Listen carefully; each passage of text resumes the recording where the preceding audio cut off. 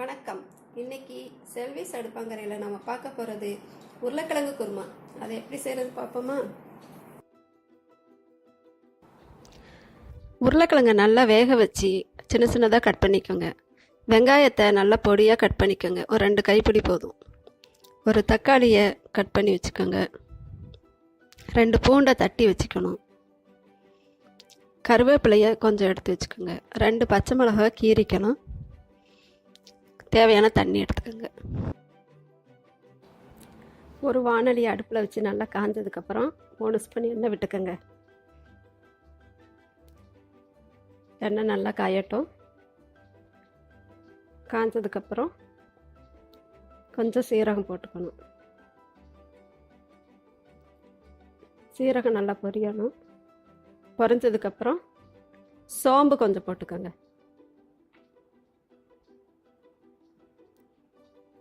சோம்பும் போட்டு கொஞ்சம் பொரியட்டும். பொரிஞ்சோன்னா கடுகு கொஞ்சம் போடணும்.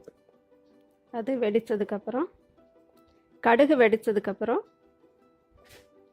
கடலைப்பருப்பு 1 ஸ்பூன் போட்டு வறுக்கணும்.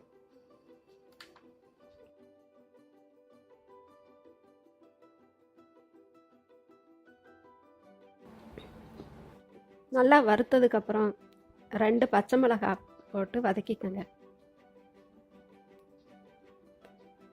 பச்சை மிளகாய் வதங்கினதுக்கப்புறம் கருவேப்பிலை கொஞ்சம் போட்டு வதக்கணும்.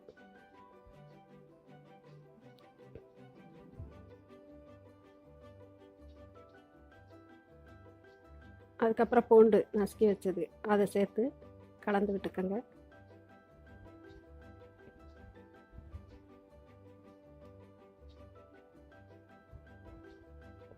பெருங்காயம் கொஞ்சம் சேர்த்துக்குங்க.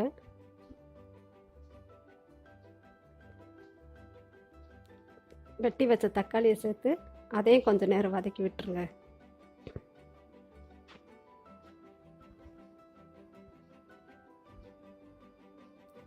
அடுத்து வெங்காயத்தை சேர்த்து கொஞ்சம் லேசாக உப்பு சேர்த்து நல்லா வதக்கணும். வெங்காயம் நல்லா வதங்கினதுக்கப்புறம்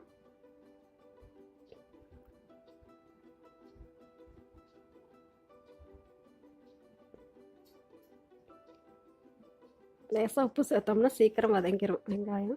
அதனால் உப்பு சேர்த்து வதக்கிக்கணும் கொஞ்சமாக.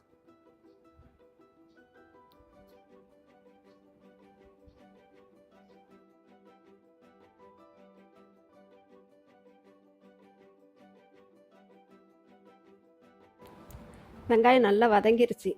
வதங்கினதுக்கப்புறமா ஒரு 1/4 ஸ்பூன் மஞ்சத்தூள் சேர்த்துக்கோங்க. மஞ்சத்தூள் சேர்த்ததுக்கப்புறமா கொஞ்சம் மிளகாத்தூள், 2 பச்சை மிளகாய் போட்டிருக்கோம், இருந்தாலும் கொஞ்சமாக மிளகாத்தூள் சேர்த்துக்கோங்க. அது சேர்த்தோம்னா இன்னும் கொஞ்சம் நல்லாயிருக்கும், டேஸ்ட்டு கூடும். அதையும் சேர்த்து நல்லா வதக்கி விட்டுக்கணும்.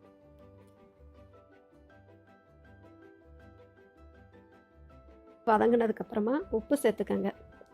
தேவையான அளவு போட்டு அதுக்கப்புறமா நல்லா வதக்கி விட்டுட்டு தண்ணி ஊற்றிக்கோங்க. 3/4 கிலோ உருளைக்கிழங்கு நான் போட்டிருக்கேன். அதுக்கு ஒரு 2 டம்ளர் தண்ணி ஊற்றிருக்கேன். உங்களுக்கு நீங்கள் எவ்வளோ உருளைக்கிழங்கு போடுறீங்களோ அதுக்கேற்ற மாதிரி தண்ணி ஊற்றிக்கோங்க. ஊற்றி விட்டு நல்லா கலந்து விட்டுக்கோங்க. லிக்யூடாக இருந்தால் நல்லாயிருக்கும்.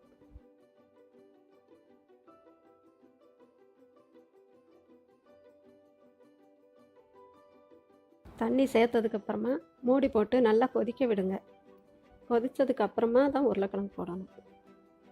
உருளைக்கிழங்கு போட்டு நல்லா மசிச்சு விட்டுக்கோங்க.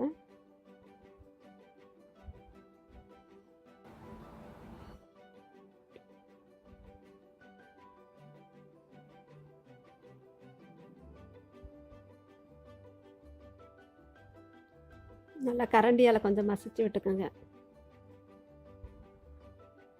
அந்த உருளைக்கிழங்கு நம்ம போட்ட அந்த மசாலா தூள் எல்லாம் சேரணும். வெங்காயம் தக்காளி மசாலாலாம் சேர்ந்தால் தான் டேஸ்ட்டு உருளைக்கிழங்குலேயும் சேரும். மூடி போட்டு நல்லா வேகட்டும். ஒரு 5 நிமிஷம் வேகட்டும்.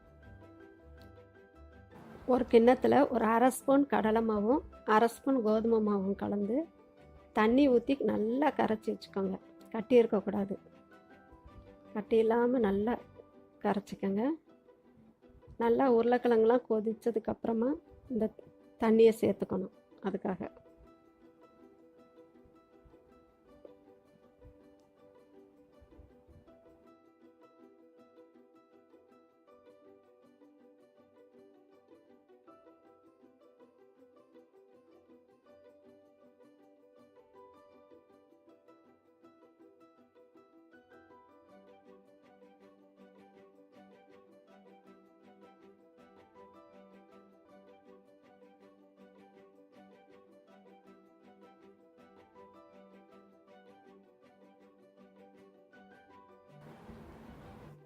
அப்பப்போ கலந்து விட்டுட்டு அதை நம்ம கரைச்சி வச்ச கலவையை ஊற்றி நல்லா கலக்கணும்.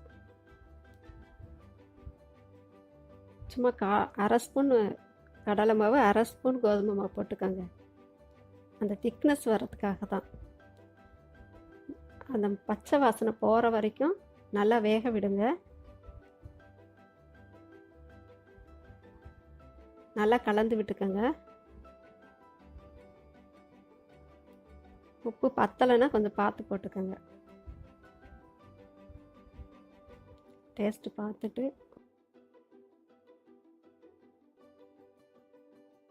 நல்லா கொதித்து வெந்ததுக்கப்புறமா பச்சை வாசனை போகணும்.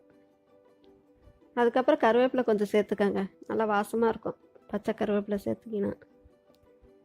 சேர்த்து நல்லா கலந்து விட்டுக்கோங்க. கலந்ததுக்கப்புறம் இறக்கிற வேண்டியதுதான்.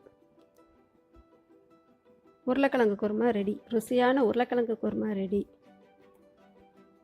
இது பூரிக்கும் வச்சுக்கலாம், தொட்டு சாப்பிட்லாம். கொஞ்சம் தண்ணியாக இருந்தால் இடியாப்பத்துக்கும் ஊற்றி சாப்பிட்டுக்கலாம். சாப்பிட்டு பார்த்துட்டு எங்கள் கமெண்ட் சொல்லுங்கள், லைக் பண்ணுங்கள்,